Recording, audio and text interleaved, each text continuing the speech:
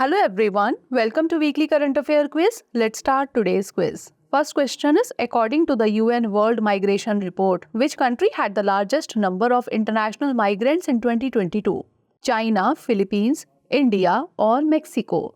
The correct answer is option C, India. With nearly 18 million international migrants, India had the largest number of international migrants in the world in 2022. This underscores the extensive Indian diaspora spread across various countries, particularly in the United Arab Emirates, the United States, and Saudi Arabia.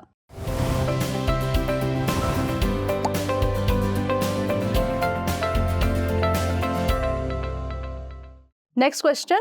Which country was the main contributor to the increase in global solar generation in 2023? United States, Japan, Germany, or China? The correct answer is option D, China. China emerged as the primary contributor to the global surge in solar generation in 2023, with renewables and nuclear sources combined constituting nearly 30% of global electricity production, marking a substantial shift towards low-carbon energy. Now moving on to next question. Which part of the oleander plant is used in Ayurvedic medicine? Flowers, root bark, leaves or seeds? The correct answer is option B, root bark. The root bark of the oleander plant is used in Ayurvedic medicine, particularly in the treatment of skin diseases. The Ayurvedic Pharmacopoeia of India mentions the preparation of an oil from the root bark for this purpose. Next question. What is the significance of the rediscovery of Kattuppuvam Kurunilla according to Dr. Augustine? It indicates the presence of rich biodiversity outside protected areas. It highlights the importance of conserving biodiversity in protected forests. It confirms the extinction of rare species in non-protected areas, or it emphasizes the need for allotment of non-forest areas for conservation purposes. The correct answer is option A. It indicates the presence of rich biodiversity outside protected areas. Dr. Augustine emphasizes that the rediscovery of Kattuppuvam Kurunilla indicates the presence of rich biodiversity outside protected areas in the Western Ghats. This highlights the importance of conservation efforts in non-protected forest. Next question. What is the aim of exercise Shakti? To enhance joint military capability to undertake multi-domain operations in a sub-conventional scenario, to conduct maritime operations in the Indian Ocean, to explore space missions jointly, or to enhance diplomatic relations between India and France? The correct answer is option A. To enhance joint military capability to undertake multi-domain operations in a sub-conventional scenario. The aim of exercise Shakti is to enhance joint military capability of both sides to undertake multi-domain operations in a sub-conventional scenario under Chapter 7 of the United Nations Mandate. Next question. What are the temperatures typically associated with cold lava? Above 100 degrees Celsius, between 50 degrees Celsius and 100 degrees Celsius, below 0 degrees Celsius, or between 0 degrees Celsius and 50 degrees Celsius? The correct answer is option D, between 0 degree and 50 degrees Celsius. Cold lava typically stays below 50 degrees Celsius but can reach temperatures between 0 degrees Celsius and 100 degrees Celsius. Next question. How do coronal mass ejections or CMEs differ from solar flares in terms of speed? CMEs travel faster than solar flares. Solar flares travel at the speed of light, while CMEs travel more slowly. Solar flares and CMEs travel at similar speeds, or CMEs travel at the speed of light, while solar flares travel more slowly.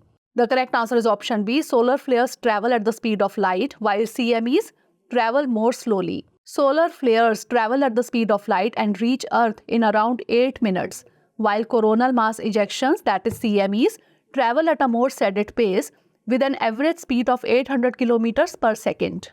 Next question. Who chairs the Political Affairs Committee formed by the Nagaland government? KG Kenya, R.N. Ravi, Neiphiu Rio, or Working Committee of the Naga National Political Groups? The correct answer is option C, Neiphiu Rio. Neiphiu Rio, the Chief Minister of Nagaland, chairs the Political Affairs Committee formed by the Nagaland government to address the Naga political issue.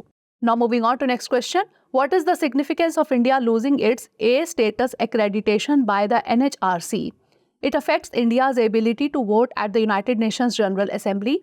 It leads to sanctions imposed by the United Nations.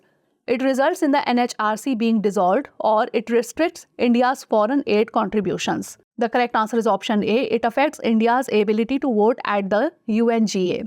Losing its A status accreditation affects India's ability to vote at the United Nations General Assembly and some human rights council bodies.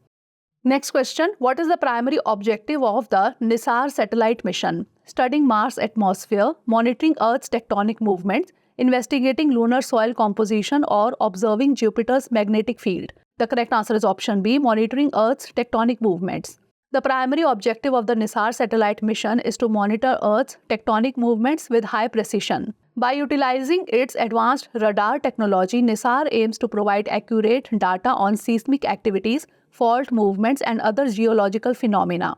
Next question, what is an oxbow lake? A man-made reservoir, a lake formed by volcanic activity, a curved lake formed alongside a winding river, or a lake formed by glacial activity. The correct answer is option C, a curved lake formed alongside a winding river. An oxbow lake is a curved lake formed alongside a winding river as a result of erosion and sediment deposition over time. Next question, what is the base year for the WPI index? 2005-6, 2011-12, 2015-16, or 2020-21? The correct answer is option B, 2011-12. The base year for the wholesale price index is 2011-12, which serves as the reference period against the price changes of goods traded by wholesale businesses are measured. Now moving on to next question.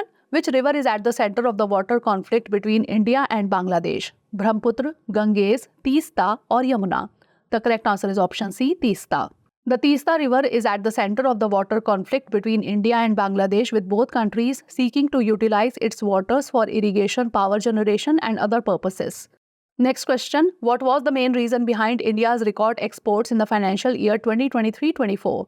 Implementation of the Goods and Services Tax, launch of the Production-Linked Incentive Scheme, reduction in corporate tax rates, or increase in import tariffs? The correct answer is option B, launch of the Production-Linked Incentive, that is PLI scheme. The government's initiative aimed to enhance the global competitiveness of Indian manufacturers, attract investments, boost exports, and integrate India into the global supply chain to reduce dependency on imports. Next question, what method is being used for the propagation of sea anemones under captive conditions? Bifurcation method, sexual reproduction, artificial insemination, or cloning? The correct answer is option A, bifurcation method. Sexual reproduction has not been observed in captivity among sea anemones. Next question, what is the role of the IGLA-S VSHO-RAD system in the Indian Army's air defense network? Providing long-range missile defense, defending against naval threats, serving as the last line of defense against enemy aircraft, helicopters, and UAVs, or conducting surveillance missions? The correct answer is option C, serving as the last line of defense against enemy aircraft, helicopters, and UAVs. The IGLA-S VSHO-RAD system plays a crucial role in the Indian Army's air defense network by providing close-range protection against airborne threats, serving as the final barrier against enemy aircraft, helicopters, and unmanned aerial vehicles, that is UAVs, that penetrate deeper into the airspace. Now next question, what is the primary objective of the Indo-US Joint Counter-Terrorism Exercise Tarkash? Enhancing naval operations, strengthening Air Force capabilities, improving cybersecurity measures, or building functional relations and enhancing interoperability in urban counter-terrorism operations? The correct answer is option D, building functional relations and enhancing interoperability in urban counter-terrorism operations. The primary objective of the exercise is to build functional relations and enhance interoperability between the two special forces in conducting coordinated counter-terror operations in urban counter-terrorism contingencies. Now moving on to next question, what department currently oversees the Sundarbans in Bangladesh? Ministry of Water Resources, Department of Sundarban Affairs, Ministry of Environment, Forest and Climate Change, or Department of Wildlife Protection? The correct answer is option C, Ministry of Environment, Forest and Climate Change. The Sundarbans in Bangladesh are currently overseen by the Ministry of Environment, Forest and Climate Change. This department is responsible for managing all environmental matters in the country, including the conservation and protection of the Sundarbans. Next question, what percentage of participants in the observational study on Covaxin reported adverse events of special interest? 30%, 20%, 50%, or 40%? The correct answer is option A, 30%. Nearly a third of the participants in the observational study on Bharat Biotech's Covaxin vaccine reported adverse events of special interest, that is AESI. This translates to approximately 30% of the participants experiencing such side effects. Last question is, which statement is correct regarding National Endangered Species Day?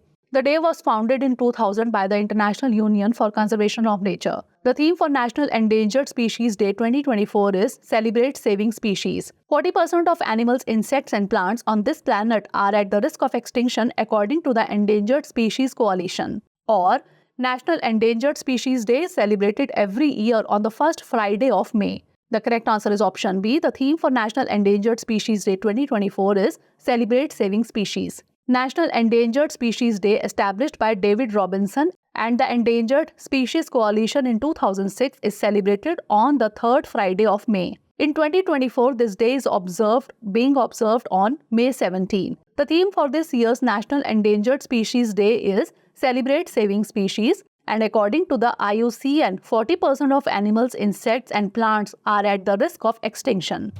So that's all for today. Do share your scores and reviews about the program. Thanks for watching. For more informative content, like, share, and subscribe. And do not forget to press the bell icon to get the notifications.